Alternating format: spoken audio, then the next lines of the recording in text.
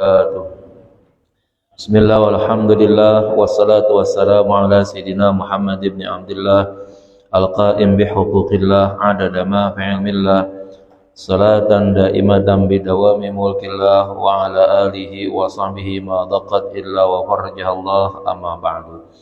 Qalu subhanaka la ilma lana illa ma 'allamtana innaka antal alimul hakim. Wala haula wala quwwata illa billahil aliyyil azim. Rabbi shrah li sadri wa yassir li amri wahlul 'uqdatam min lisani yafqahu qawli. Rabbi shrah li sadri wa yassir li amri wahlul 'uqdatam min lisani yafqahu qawli. Rabbi shrah li sadri wa yassir li amri wahlul 'uqdatam min lisani yafqahu qawli bi jahi sayyidina Muhammadin sallallahu alaihi wasallam. La hadratin nabil mustafa rasulillah sallallahu alaihi wasallam wa la hadrati ashabil kiram wa la hadrati jami'i awliya'illahi ta'ala min masyarikil adila magharibiha wa la hadrati jami'i masyayikhina wa muallimina wa mudarrisina wa abaina wa ummahatina wa ajdadina wa jaddatina wa amamina wa ammatina wa khalina wa khalatina wa ikhwanina wa akhatina wa qarabatina wa jiranina wa la khususatan la hadrati Syekh Abdul Muti Muhammad Awawi bin Umar al-Jawi al-Bandani wala hadrati Syekh Imam Habib Sayyid Abdullah bin Al-Qasim bin Zahir bin Muhammad bin Hashim Ba'alawi wala hadrati jamil muslimin wa muslimat mu'min mu'minat syahidillah lana wa lahumul Fatihah. Alhamdulillah.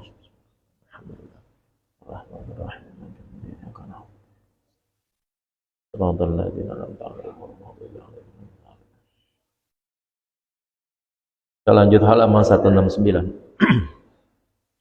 Bismillahirrahmanirrahim. Qala al-mu'allif rahimahullahu ta'ala wa nafa'ana bihi wa bi'ulumihi fid dharin amin. As-sabi'u al-i'tidal. Rukun yang ketujuh dalam salat adalah i'tidal.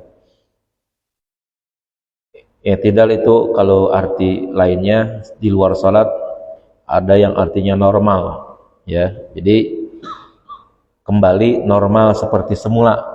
Ya, yang semulanya kan itu diri, lalu ruku. Nah, ada i'tidal. Nah, i'tidal itu artinya normal kembali seperti ya dalam posisi berdiri. Kalau salatnya berdiri. Kalau salatnya duduk, ya normal kembali seperti dalam posisi duduk, gitu ya. Wa yashtamilu ala fardaini.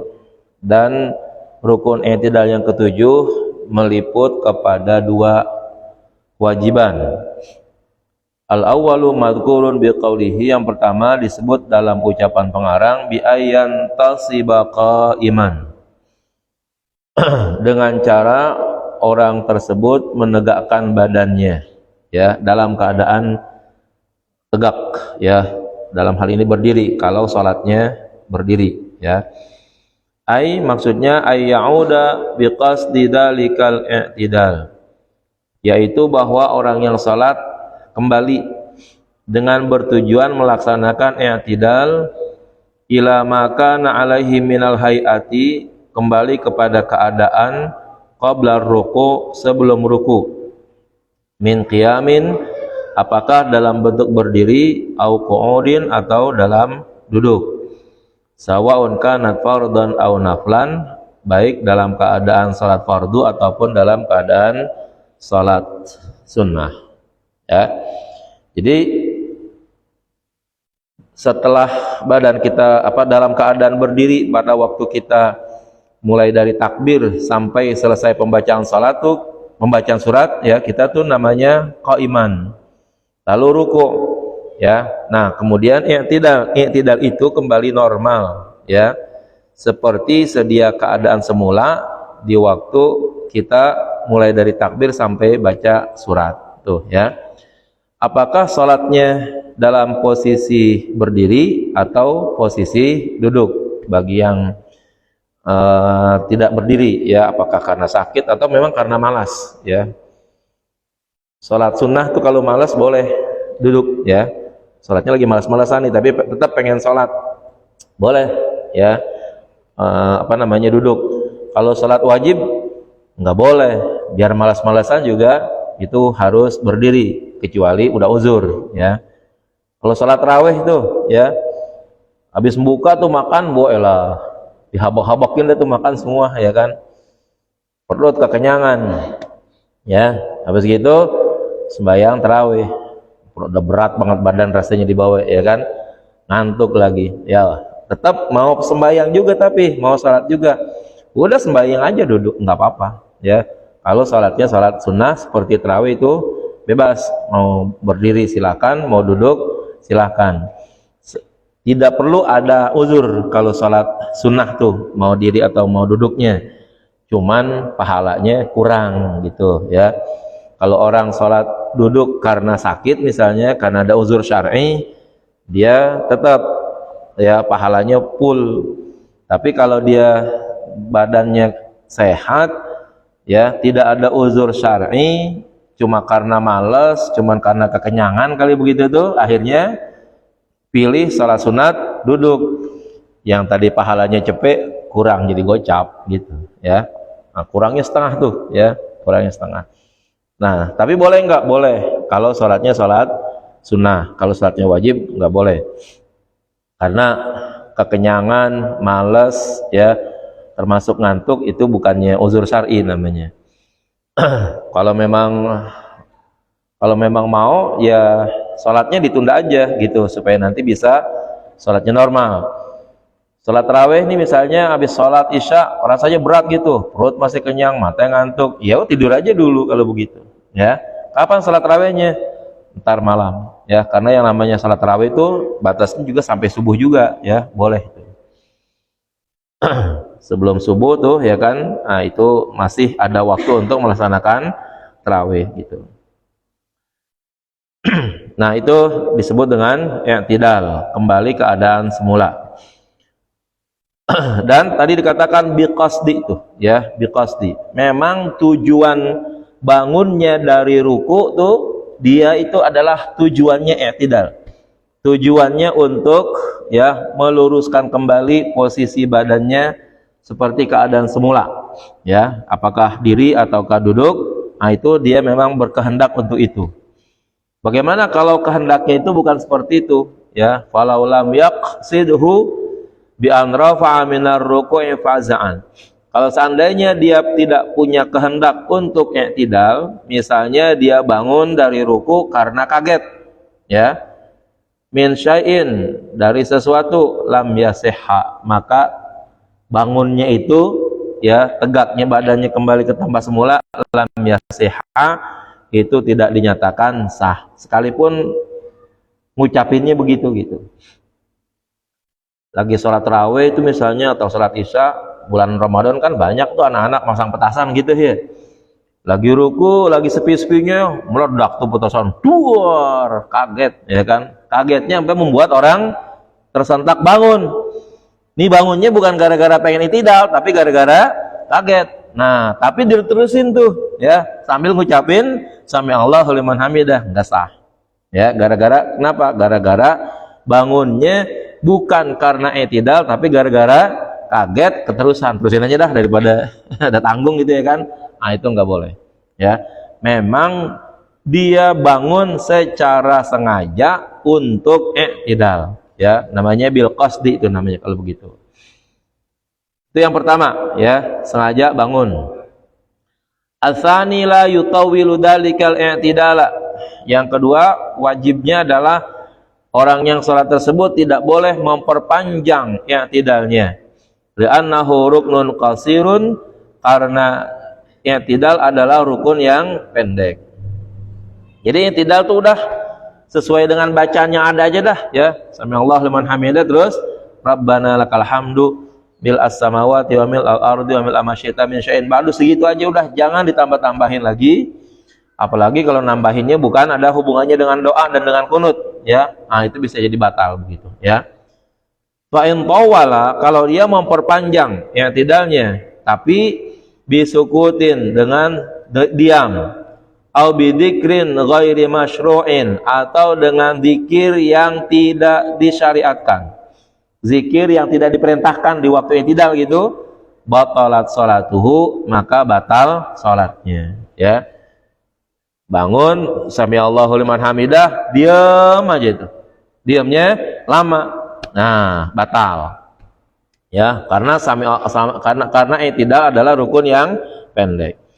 Terus misalnya lagi dia ruku terus bangun i'tidal, zikir, tapi zikirnya bukan zikir yang diajarin, bukan zikir yang ditentukan di dalam i'tidal, itu juga dianggap membatalkan salatnya, ya. Amma tatwiluhu bi dzikrin masyru'in.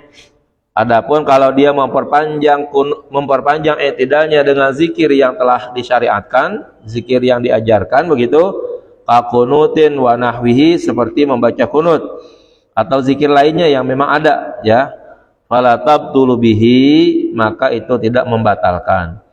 Afada dzalika Ar-Ramli, demikian dijelaskan oleh Imam Ar-Ramli. Kalau kita baca hadis-hadis tentang doa i'tidal, ya, itu banyak tuh yang Nabi baca pada waktu i'tidal. Andaikan kita hafal semua dan kita mau baca semua karena itu memang wurud, ya, datang dari Nabi, boleh kita baca, ya. Di antaranya yang umum dah, ya, sami'allahu liman hamidah, rabbana lakal hamdu mil'as samawati wa mil'al ardi wa mil'a ma syi'ta min syai'in ba'du. Ada lagi sami'allahu liman hamidah, rabbana lakal hamdu hamdan katsiran kabiran thayyiban mubarakan fi. Itu juga boleh, ya. Bahkan yang kedua itu tuh kasusnya malah itu terjadi ketika Nabi sholat, ada sahabat yang baca itu tanpa diajarkan oleh Nabi tuh, ya. Nabi mengajarkan yang biasa, rabbana lakal hamdu mil'as samawati. Nah, ini sahabat bacanya rabbana lakal hamdu hamdan katsiran kabiran thayyiban mubarakan fi. Nabi dengar tuh ucapan itu. Pas salat Nabi langsung tanya, tadi siapa tuh yang baca i'tidal dengan ungkapan hamdan katsiran kabiran thayyiban mubarakan fi, ya. Sampai Nabi nanya 3 kali pada waktu itu katanya, ya. Baru sahabat tersebut ngaku, saya Rasulullah, ya. Nabi mengatakan ada berapa tuh? 30.000 malaikat berebutan tuh ingin mencatat pahala yang kamu baca, katanya, ya. Awalnya sahabat tersebut mungkin takut, boleh karena ada dasar hadisnya. Nah, jadi panjangnya i'tidal kalau dengan doa dan zikir yang memang ada hadisnya, ada doanya wurud dari Nabi, nah itu silahkan. Bal yatlubu tatwilul kunut, bahkan dituntut untuk memperpanjang doa kunut. Qala sallallahu alaihi wasallam, bersabda Rasulullah sallallahu alaihi wasallam, tulul kunuti yukhaffifu sakaratil maut, ya. Memperpanjang kunut itu akan meringankan sakaratul maut, ya. Ruwahud Dailami, riwayat Imam Ad-Dailami. Kita kan kunut adanya di subuh doang ya, yang banyak. Nah, kalau kita panjangin kunut, ada yang ngacu juga tuh, sembahyang subuh lagi ngantuk-ngantuk, kunutnya panjang lagi, ya kan. Nah, ini kadang-kadang, padahal penting tuh, ya, kita baca kunut bukan sekedar doanya aja yang kita harapkan tuh, ya. Doanya diijabah oleh Allah, Allahumma hadini fiman hadait, ya Allah berikan saya petunjuk sebagaimana Engkau telah memberi petunjuk kepada yang lain, dan seterusnya tuh. Tapi ada fadilah yang lain, bahwa memperpanjang kunut itu dapat meringankan sakaratul maut, gitu, ya. Jadi giliran mati gampang tuh jadinya begitu, ya, enggak susah matinya begitu. Asaminu, yang ke-8, rukun yang ke-8, at-tumakninatu fihi ay al-i'tidali, yaitu tumakninah di waktu i'tidal. Faqalluha, maka paling sedikitnya tumakninah pada i'tidal tadi biqadri subhanallah, seukuran membaca subhanallah. Jadi sekali lagi nih, nanti pada rukun-rukun yang di dalamnya tidak ada rukun qauli yang wajib, maka di dalamnya ada tumakninah yang diwajibkannya. Bacaannya sunnah sekedar untuk supaya terisi, ya, melalui bacaan tersebut otomatis ada tumakninahnya, gitu, ya. Mulai dari ruku, yang wajib rukunya bukan bacaannya, ya. Kalau orang sekedar ruku membungkukkan badannya, sebenarnya ruku itu namanya. Tapi yang diminta agar rukunya lebih lama daripada sekedar membungkukkan badannya. Terus i'tidal, ya, bukan sekedar berdiri normal seperti semula, tapi harus berdiri tegak agak lama, ya, supaya nampak kelihatan berdiri. Begitu juga nanti sujud, sekedar meletakkan kepala di tanah itu udah sujud namanya. Tapi belum cukup, ya, harus, ya, ada jeda di mana di antara rukun-rukun tadi itu badan terdiam sejenak di waktu adanya pelaksanaan rukun tadi, ya. Nanti duduk, begitu juga sekedar duduk di mana pantat kita nempel di kaki itu di bumi, udah namanya duduk, ya. Mau sebentar mau lama jadi sebenarnya, ya. Tapi dalam salat diminta untuk, ya, agak dilamakan agar kelihatan berhentinya badan dia di waktu duduk tadi. Begitu juga semuanya. Nah, permasalahannya supaya ada tenangnya badan di waktu rukun-rukun tersebut, maka disunahkan diisi dengan, ya, zikir-zikir atau doa-doa yang ma'thur dari Rasulullah Shallallahu Alaihi Wasallam, termasuk diantaranya adalah tumakninah di waktu i'tidal, ya. Yang pentingnya tuh i'tidal tuh berdiri lagi gitu, berdiri sejenak, dianggap badan kita itu diam, ya, kelihatan diamnya, kelihatan dirinya gitu. Udah itu yang penting tuh. Nah, bacaannya nggak penting, ya, bukan rukun bacaannya, ya. Kalau kita baca Rabbana lakal hamdu itu bukan rukun, itu sunnah dibaca.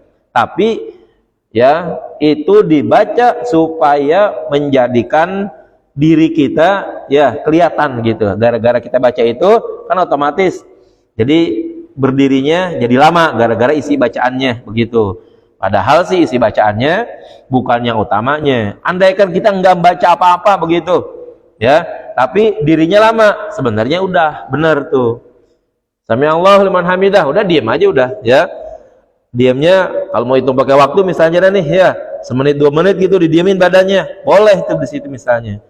Semenit lah, karena tidak kan rukun pendek begitu. Nah, itu kita berdiri semenit sebenarnya udah boleh tuh tanpa membaca apapun. Tapi sayang, ya, di tempat yang baik dalam keadaan sholat diam aja gitu tanpa ada bacaan yang baik. Nah, itu kurang baik jadinya, ya, nanti mengurangi nilainya kalau begitu.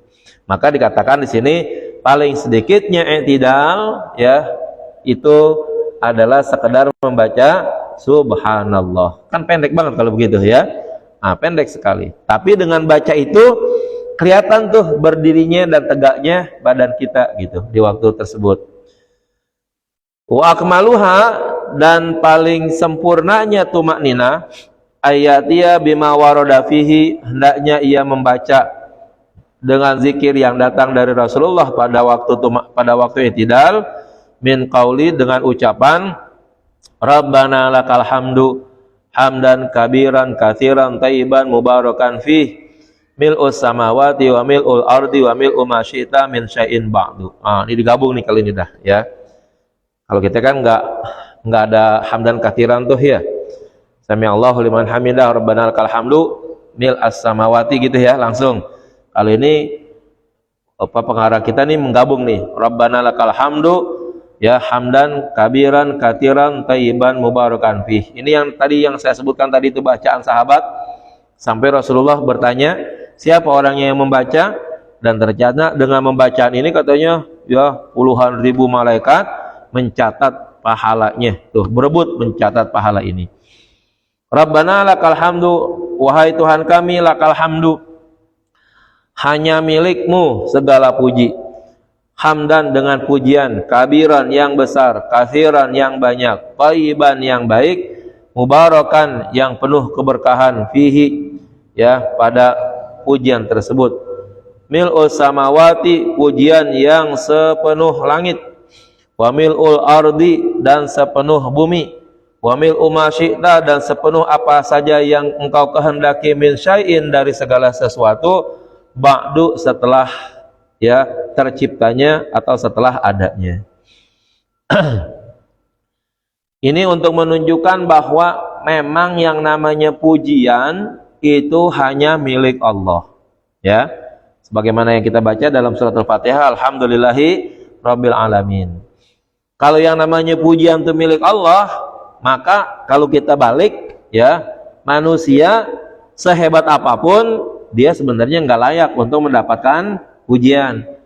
Andaikan ada orang gitu, ya, entah sengaja, nggak sengaja, iseng atau ingin mencela kita, ya, sehingga hilanglah pujian daripada diri kita, mestinya kita nggak boleh ribut, nggak boleh marah, gitu, ya, karena ya yang namanya pujian hanyalah milik Allah, gitu. Mohon maaf nih kalau ada yang bilang kita jelek loh, ya, diam aja mendingan, jangan dibalas, lu juga jelek. Nah kalau dibalas lu juga jelek, jadi yang jelek ada berapa? Ada dua, ya kan? Orang sama-sama jelek aja gitu kan ngomongnya begitu.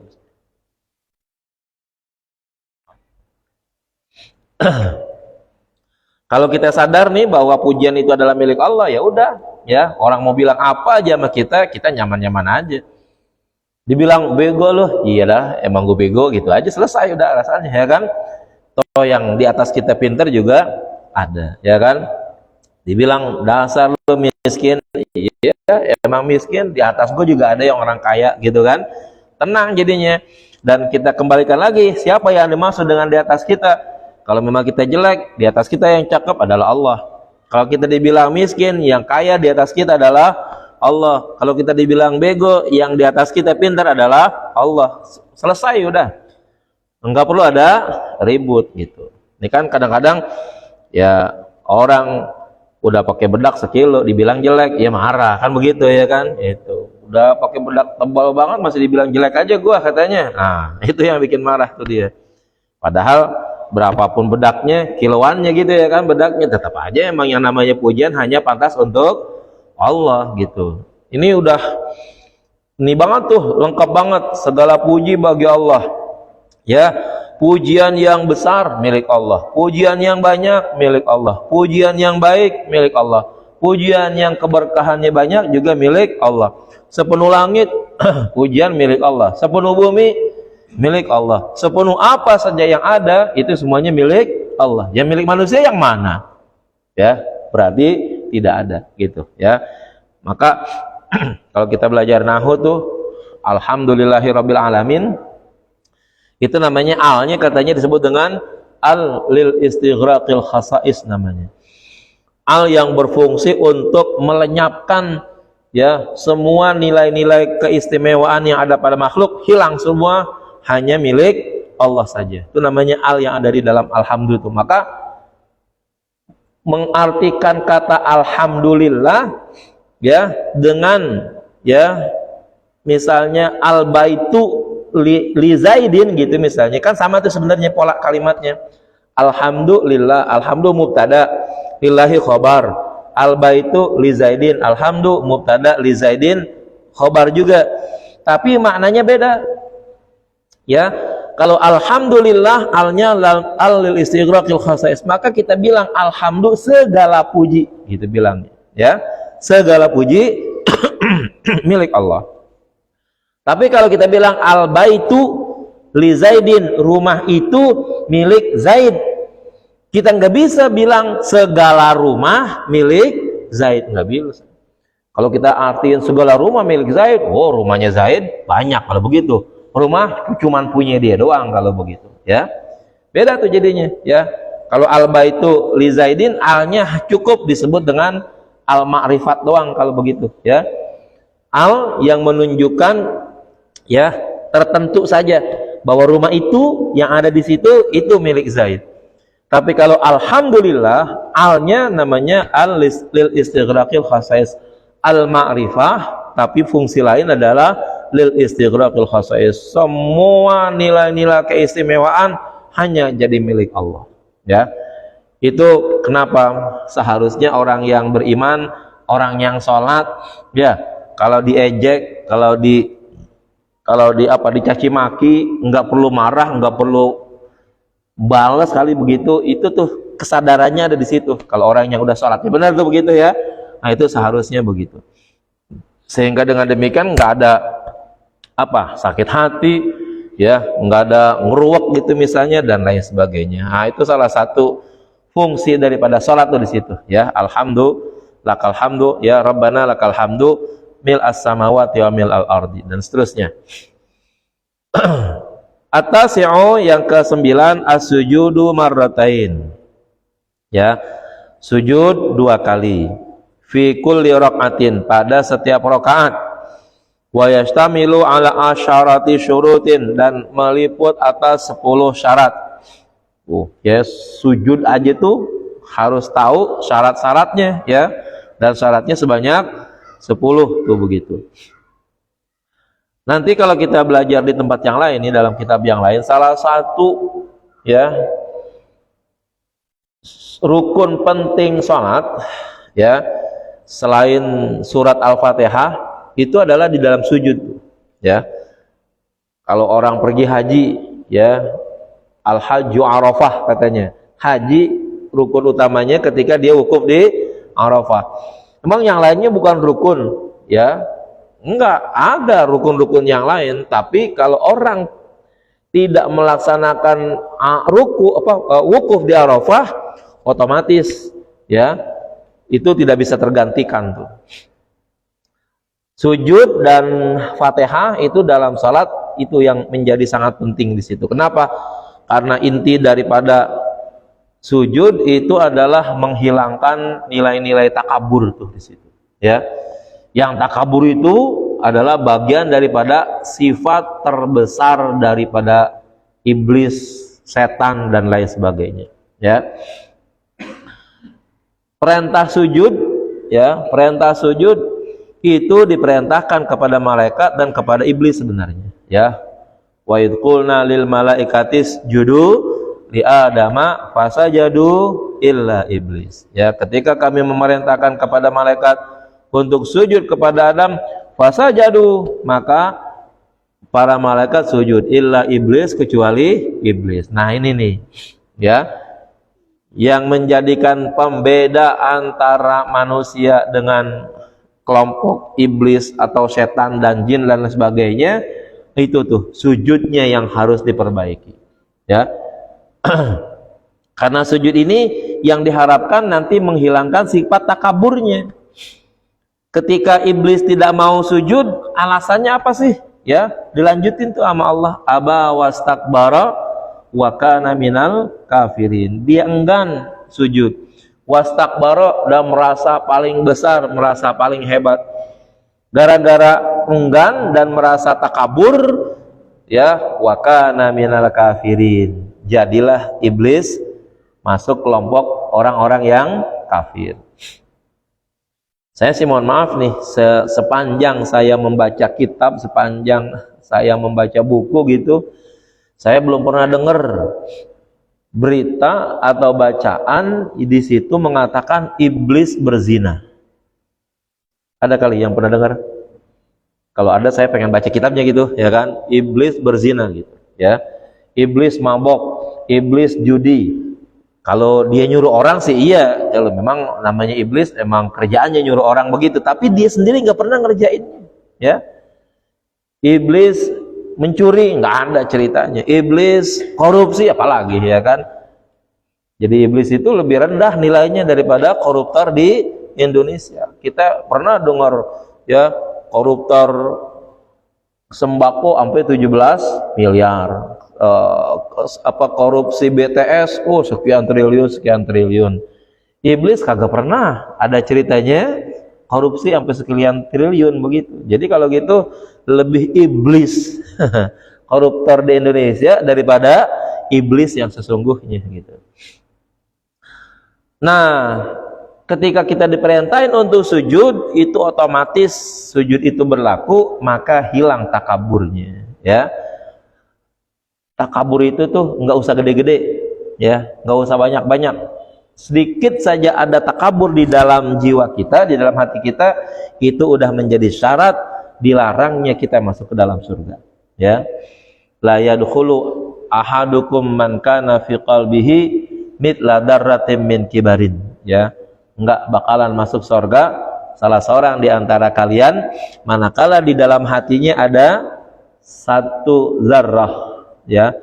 Zarrah itu kalau orang tua kita dulu nerjemahinnya sebiji sawi. Saya belum pernah lihat sih biji sawi seapa gitu ya kan. Mungkin kecil kali begitu ya. Kalau sekarang zarrah itu artinya atom ya, sebesar atom. Atom itu molekul yang kecil banget ya. Kalau ada orang di dalam jiwanya ya takabur senilai biji sawi, kalau ada orang punya takabur senilai atom gitu ya, la yadkhulul jannah, dia tidak akan masuk surga. Nah, untuk ngelatih supaya tidak ada takabur ya, itu hubungannya dengan ayat adalah gara-gara kagak mau sujud tuh begitu ya. Jadi iblis tidak mau sujud gara-gara takabur. Maka kita diperintahin sujud supaya menghilangkan takabur. Kenapa menghilangkan takabur? Karena sedikitnya takabur itu sudah menghalangi kita untuk masuk ke dalam surga. Itu begitu. Nah, iblis ya dinilai kafir itu bukan gara-gara dia berbuat maksiat. Ya. Nggak ada cerita iblis berbuat maksiat dalam Al-Quran. Emang ada ceritanya itu tadi saya katakan. Iblis berzina, iblis main judi, iblis mencuri, iblis korupsi, nggak ada ceritanya. Hadis-hadis juga nggak ada. Kalaupun ada kasus, ya itu hanya sebagai asbabul wurud saja. Ya, Abu Hurairah pernah diperintahin oleh Rasulullah untuk jaga gudang zakat gitu ya, atau baitul mal. Itu yang nyuri iblis tuh, yang nyuri setan lah begitu ya kan. Tapi setiap kali nyuri ketangkep sama Abu Hurairah ya. Habis ketangkep minta alasan segala macam ya kan. Akhirnya dilepasin lagi sama Abu Hurairah.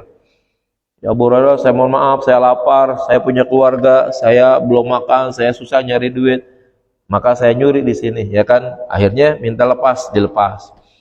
Ya, ngadu sama Nabi. Ya. Kata Nabi, ntar malam juga dia datang lagi katanya gitu ya kan. Benar tuh. Giliran Abu Hurairah jaga lagi, datang lagi tuh pencurinya ya kan. Ketangkap lagi sama Abu Hurairah, ngomong lagi begitu lagi, minta maaf, istri saya, anak saya lapar, saya belum makan, nggak bisa nyari duit. Karena ibanya ya Abu Hurairah lepas lagi, ngadu sama Nabi lagi ya. Ya Rasulullah semalam ada maling gini-gini nih, ntar malam juga datang lagi ya kan? Tapi Abu Hurairah giliran dimintain maaf tuh dilepas gitu ya kan. Nah, sampai yang ketiga kali baru tuh pencuri itu bilang, "Hey Abu Hurairah, ya, kalau kamu mau aman, kalau kamu mau nggak lagi kedatangan pencuri, baca ayat kursi, ya, insya Allah dah katanya, setan tuh yang ngajarin padahal, insya Allah pencurinya nggak datang lagi, ya, betul. Yang ngajarin tuh setan juga jadinya, supaya Abu Hurairah baca ayat kursi itu apa namanya asbabul wurudnya itu tuh, bukan gara-gara setannya pengen mencuri, tapi gara-gara ingin mengajarkan bagaimana supaya tidak ada pencurian bacanya ayat kursi begitu. Benar tuh, setan yang ngajarin tuh, iblis yang ngajarin kalau supaya menghindari pencurian baca ayat kursi, ya. Lalu besoknya ngadu lagi, ya, sama Rasulullah. Ya Rasulullah, semalam ada orang mencuri, tapi saya diajarin supaya kalau menjaga malam itu atau tidur malam supaya nggak ada pencurian, ya baca ayat kursi. Baru Rasulullah bilang, itu ya Abu Hurairah tuh orang itu tuh iblis, ya kan? Yang diajarin benar buat kamu, tapi memang iblis mah tetap jahat katanya begitu, ya. Jadi iblis juga pinter, iblis juga ada baiknya kalau begitu, ya. Nah, jadi kalau begitu, ya penting nih bagi kita untuk bersujud supaya hilang nilai takaburnya. Nah, iblis gara-gara takaburnya dia dinilai kafir, itu begitu ya. Nah, maka perlu untuk kita perhatikan ya, jangan sampai salah nih dalam sujud kita, karena sujud ini menjadi penting dalam sholat tadi.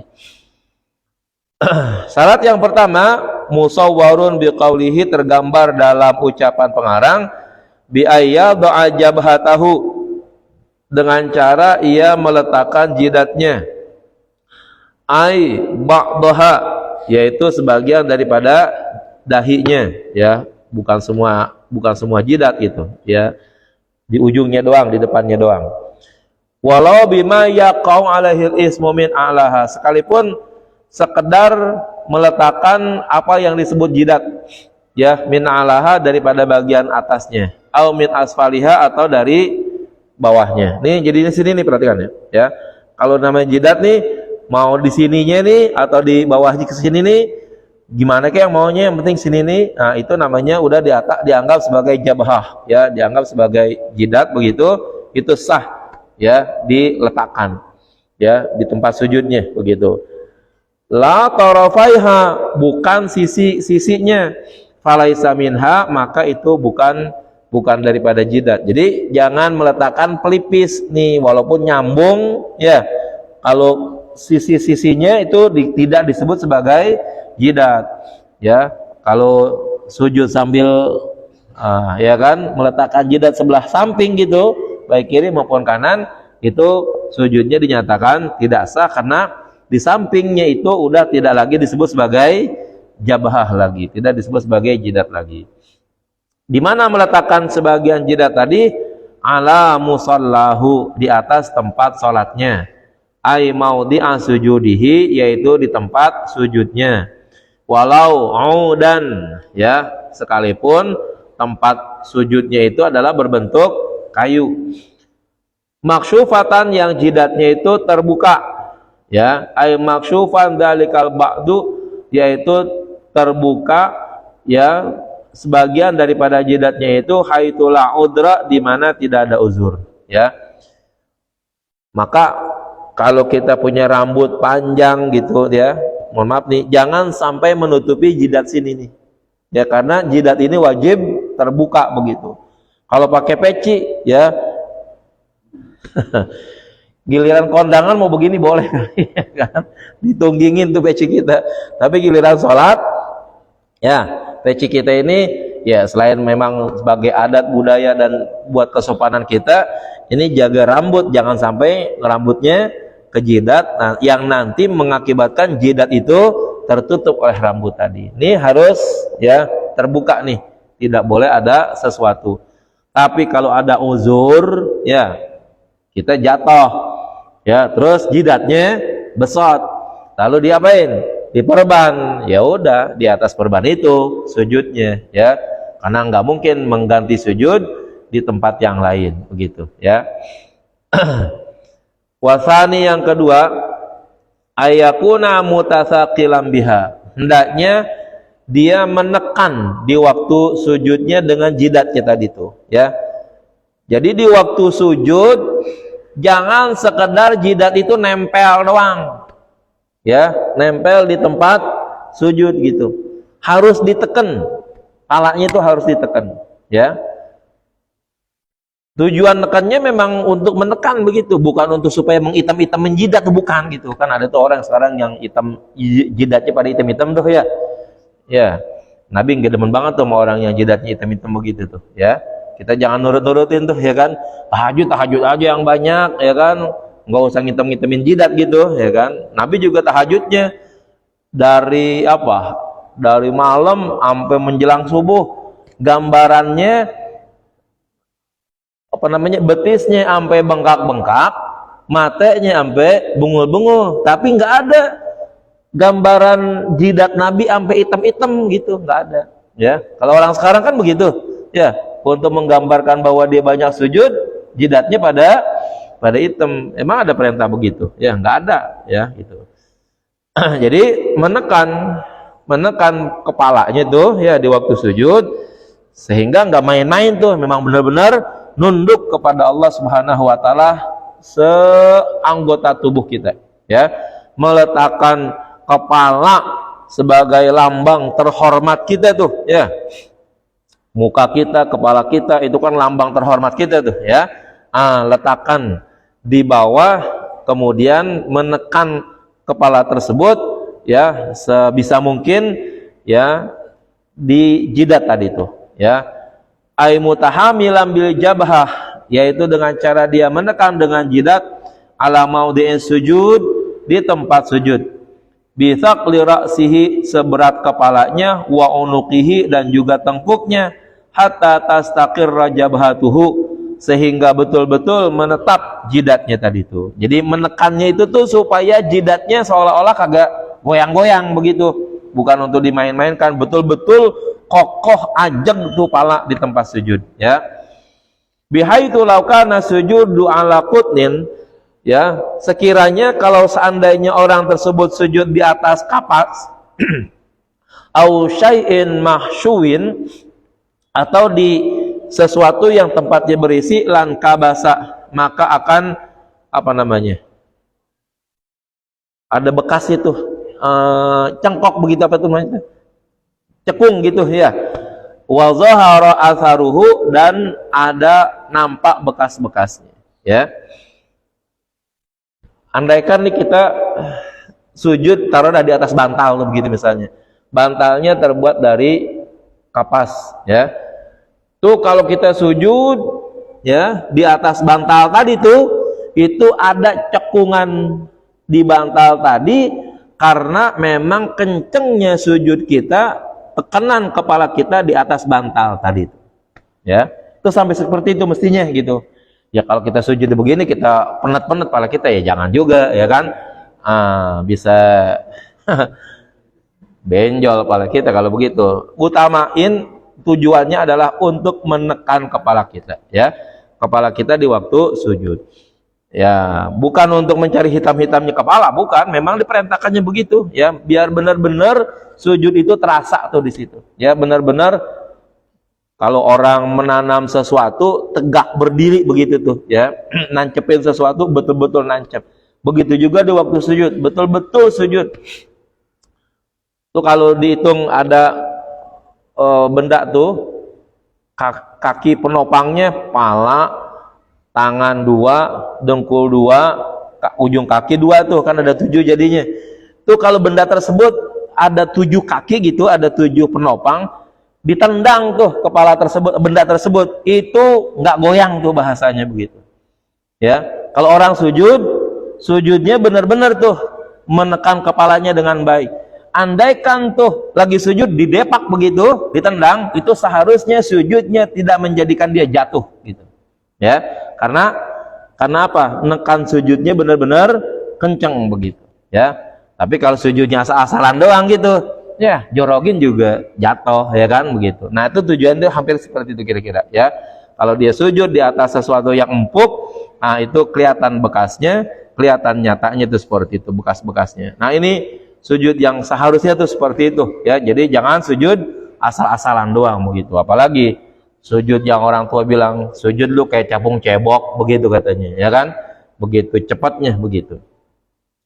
Wa yakuna ma'adzalika munakkisan, ya, dan bahwa keadaannya bersama yang tadi tuh, ya, sujudnya, palanya dan lain sebagainya itu, ya kan, meletakkan jidatnya, munakkisan, ya, membalik, ya, nungging, terjungkir, bi ayyar fa'asafilahu, dengan cara dia lebih meninggikan pantatnya, ala a'alihi, atas tubuhnya yang tinggi.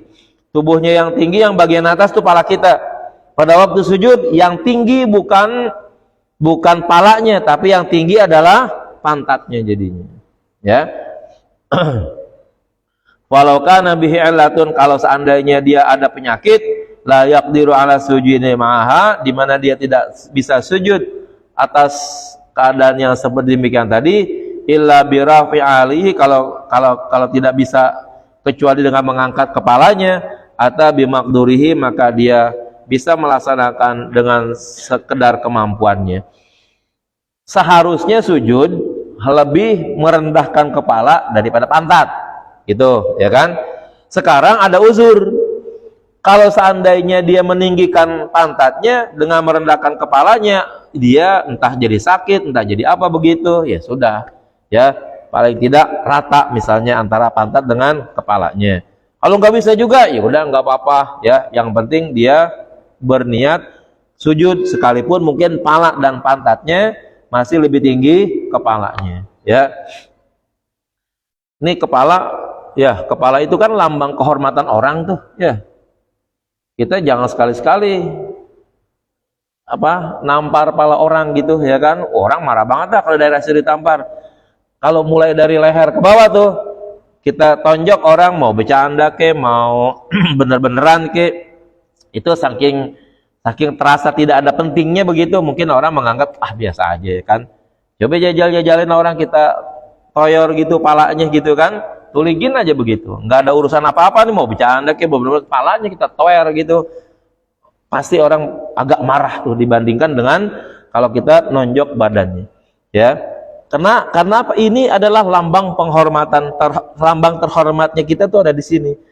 Bisa jadi lambang takabur juga ada di kepala kita tuh, ada di muka kita. Nah, itu disuruh oleh Allah untuk direndahkan di hadapan Allah. Hilangkan tuh rasa hormat yang ada di kepala, di muka kepada Allah untuk direndahkan, untuk hilangnya takabur di dalam pelaksanaan sholat kita itu seperti itu, ya. Jangan ngikutin iblis, jangan ngikutin setan, ya.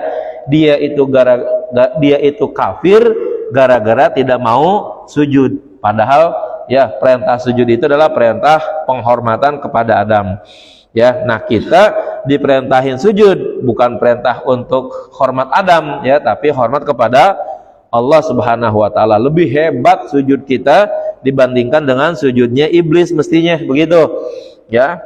Nah, dilihat dari sisi lain, karena pada waktu itu iblis enggak mau sujud gara-gara takabur, maka sekarang kita sujud, ya, menghormat, menghambakan diri kepada Allah juga dalam rangka untuk menghilangkan, ya, mengikis takabur-takabur yang ada di dalam tubuh kita, gitu, yang ada di dalam jiwa kita. Maka penting kita melaksanakan salat dengan sebaik-baiknya, begitu. Wasalitsu warabi'u, ya, syarat yang ketiga dan syarat yang keempat, ayyad'a syai'an ay juz'an yasiran min rukbataihi, hendaknya ia meletakkan bagian, ya, sedikit daripada dua lututnya, ya.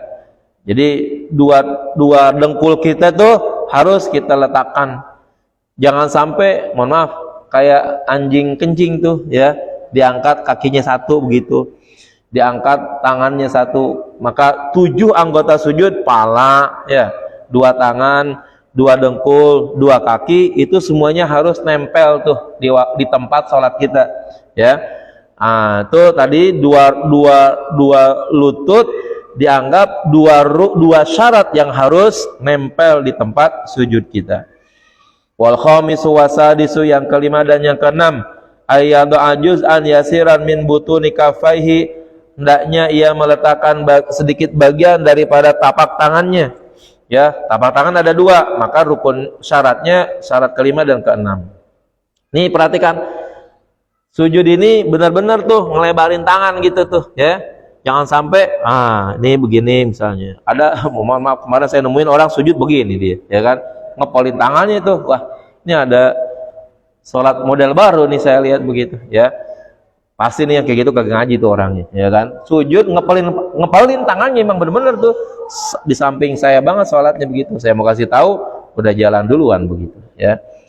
Nah, tuh, ya. Jadi ini butun kafain, namanya perut 2 tapak tangan tuh, itu harus diletakkan tuh di dalam tempat sujud kita.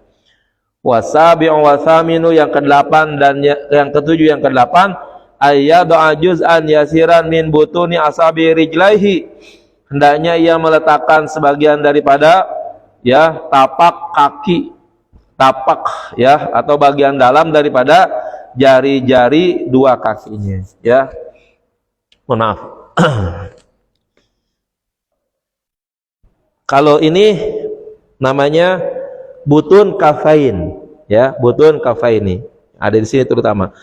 Kalau ini udah dilebarin, kan otomatis jari-jarinya juga ikut ngelebar juga gitu, ya. Nih kalau udah gini nih, nih jari-jari pasti ikut ngelebar gitu, ya kan.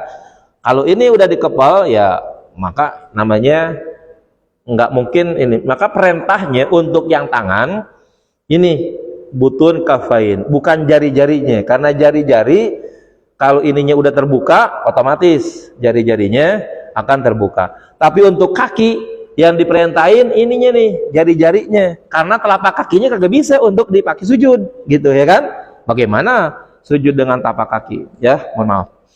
Jadi ketika kita sujud nih, nah nih yang disebut dengan butun perut, ya, perut jari-jari ini yang harus nempel jadinya nih, ya, harus nempel. Jadi ketika sujud jangan sampai kaki kita, ya, diri begini, tapi harus Ya, jari-jarinya yang nempel. Kenapa kok tidak disuruhnya telapak kaki? Enggak mungkin sujud dengan telapak kaki. Kalau dengan telapak tangan kan memang bisa begitu ya kan? Nah, tapi giliran sujud, nah itu ini enggak diperintahin. Yang diperintahin adalah butunul asabi. Ya, apa namanya?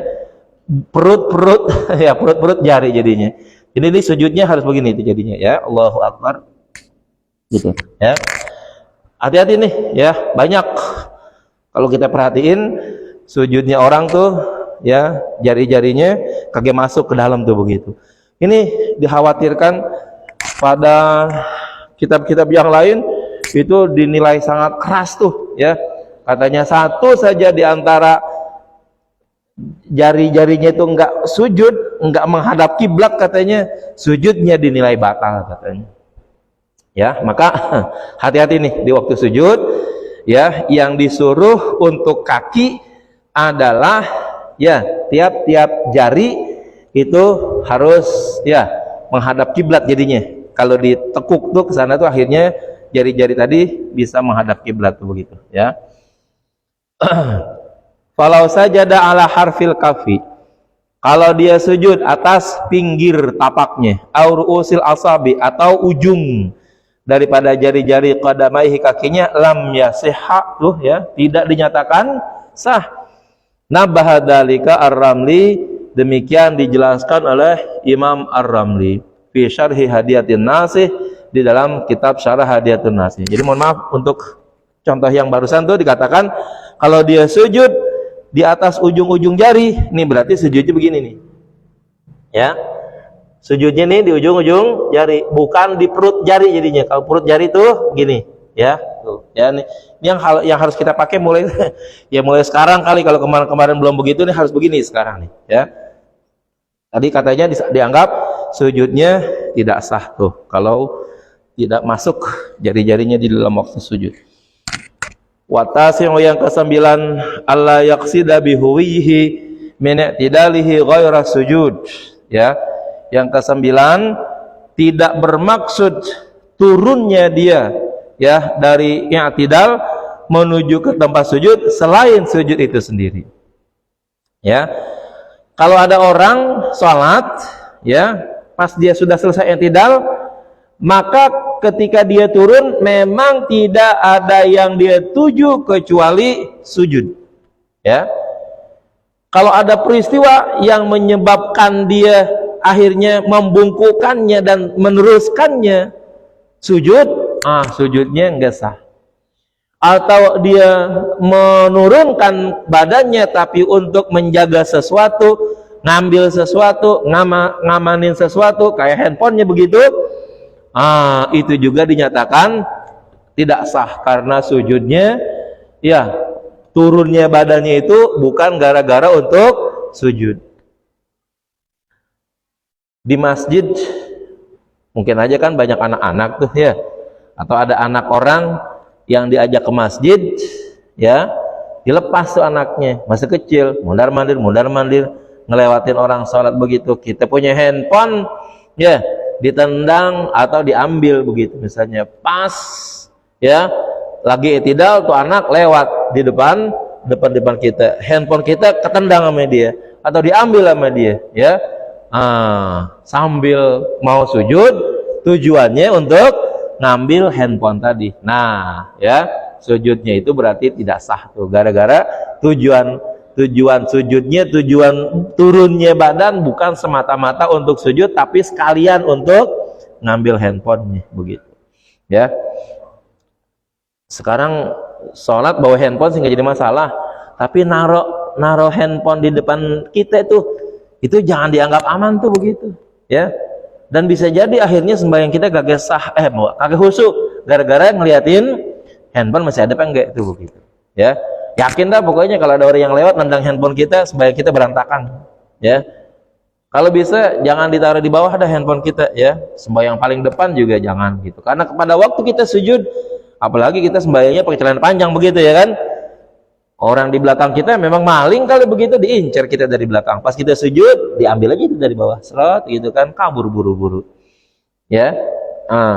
Jadi untuk amannya sembahyang kita dalam keadaan khusyuk yang baik begitu, amankan tuh benda-benda tersebut, kunci motor, ya, kemudian handphone, ya, dan lain sebagainya, mendingan dikantongin dah, biarin agak susah-susah dikit. Yang paling baik sih giliran sholat mah jangan bawa handphone dah. Ronaldo itu kan pemain bola tuh ya. Iya betul nih Ronaldo. Itu di waktu dia main bola bawa handphone gitu. Kagak. Main bola, ya kan? Main bola kagak ada pentingnya kan, kagak ada hubungannya dengan Tuhan. Kagak pernah tuh yang namanya Ronaldo, Messi, ya kan, pada waktu dia sholat tuh bawa handphone, kagak dia, ya. Main bola tuh kan kagak pernah bawa handphone. Kita sembahyang bawa handphone, ya kan? Mana lebih penting sih, sholat sama main bola? Ya, ada sih yang jawab pentingan sholat, ya, tapi giliran sholat tetap aja bawa handphone juga, ya kan? Ini yang bisa mengganggu kehusyuan kita tuh, ya, apalagi di masjid, di kampung kita misalnya ada aja tuh anak-anak yang ya selawar seliwir gitu, ya kan, mundar mandir dan lain sebagainya. Dikit lagi, falau saqata ilal ardi ma'al i'tidal, kalau dia turun ke tempat sujud, ya, ke tanah disertai i'tidal, min ghairi qasdil huwi li sujud, tidak bertujuan turunnya untuk sujud, lam yuhsab, maka tidak terhitung sujuduhu, sujudnya tadi, wa wajabal audu ilal i'tidal, dan wajib ia kembali pada posisi i'tidal, wa yasjudu minal huwi, dan ia sujud daripada turunnya tadi, ya. Maaf, ini posisinya sini, ya kan, ada anak kecil lari tuh, ya. Apa namanya, apakah diambil handphone kita atau ditendang, ya. Akhirnya posisinya berjauhan itu antara handphone kita dengan kita. Nah sekarang sujud, Allahu Akbar. Tuh, ya, berarti ya sujud tidak semata-mata untuk sujud, tapi untuk geser handphone tuh, begitu. Kalau ada di sini aja, sujud di sini, deg-degan, ya kan? Sujud juga, deg-degan juga. Jangan-jangan handphone gue lewat nih, gitu. Nah, itu makanya giliran salat jangan bawa handphone, gitu. Atau kalau mau dibawa juga, ya, diamanin di tempat yang tidak mengganggu salat kita, begitu, ya. Wal ashiruh, yang ke-10, ya, alla yasjuda ala syai'in muttasilin bihi, tidak boleh dia sujud dengan sesuatu yang bersambung dengannya, bihaitsu yataharraku biharakatihi, di mana dia bergerak dengan bergerakannya, fi qiyamihi au qu'udihi, ya, pada dirinya atau duduknya, ma'ilmihi wa amdihi, beserta taunya dan sengajanya, ya. Saya enggak bawa sorban, ya. Kalau ada orang sujud, ya, di atas sesuatu yang bergerak bersama-samanya, lalu kemudian di atas yang bergerak tersebut dia sujud, sujudnya tidak sah, ya. Ada orang tuh misalnya, pakai jubah, pakai sorbannya lebar dah, pokoknya selebar-lebar sorban dia punya dipakai tuh, ya. Sami Allah liman hamidah, sorbannya sampai naik ke atas, ya kan, begitu. Giliran dia sujud, di atas sorban tersebut dia sujud, ya, padahal sorban yang dipakainya bergerak bersama badannya, gitu, ya kan.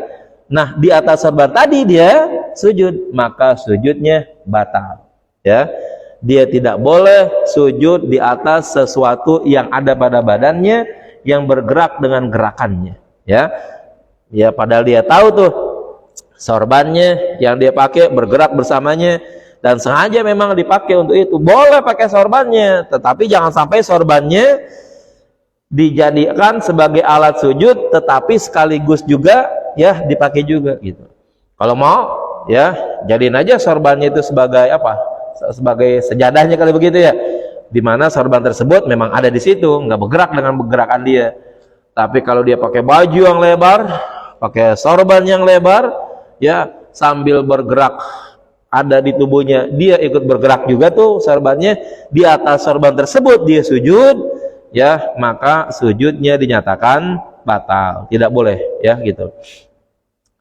Fa in kana jahilan aw nasiyan lam tabtul, apabila dia lupa ya atau enggak sengaja maka tidak batal, lakin yajibu i'adatu sujud, tapi wajib ngulang sujudnya. Ya, dia nggak tahu nih kan repot kalau kaget tahu, ya kan? Gimana jadi taunya?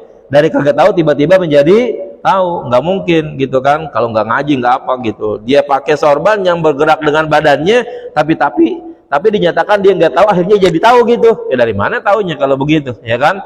Orang yang udah kaget tahu ya kaget tahu aja udah kalau dia kagak mempelajarinya. Nah kalau dia kagak tahu akhirnya dia bisa jadi tahu, atau dia lupa kemudian jadi ingat bahwa bergerak di atas, bahwa sujud di atas sesuatu yang bergerak bersama itu nggak boleh, maka dia harus mengulang sujud dari mula lagi. Wa kharaja biqaidi taharruki biharakatihi, dan keluar dengan ketentuan bergerak dengan gerakannya, intifa'uhu ya, yaitu tidak adanya gerakan bersama gerakannya.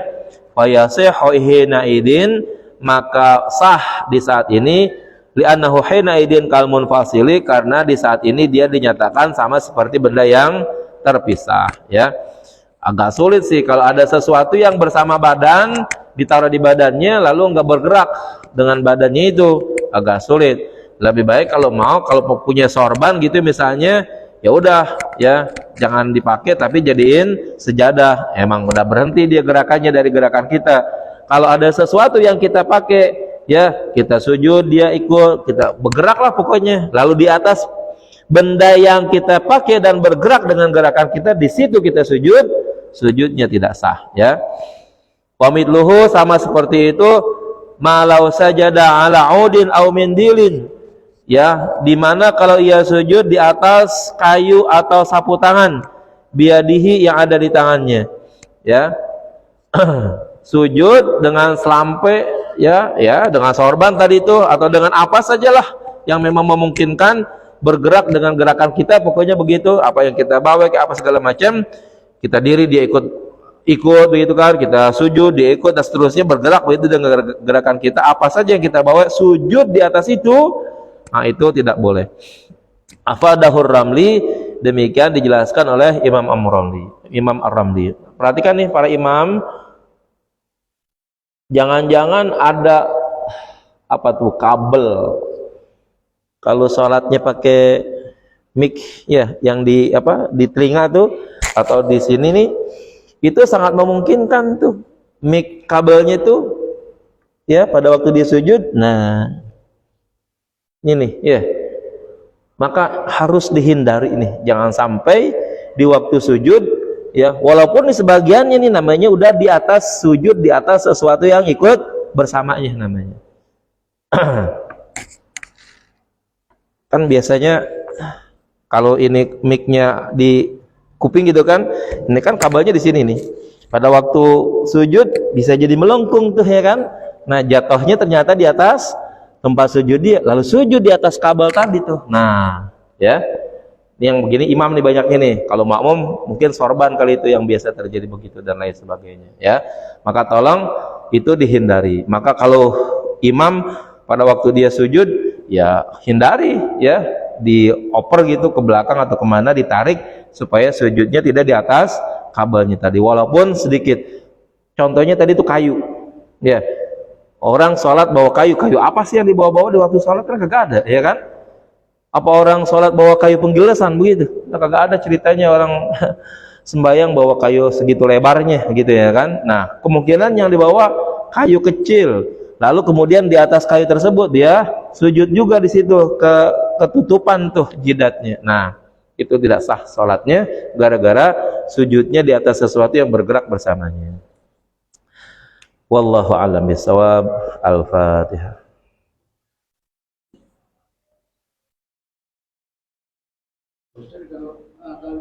Kalau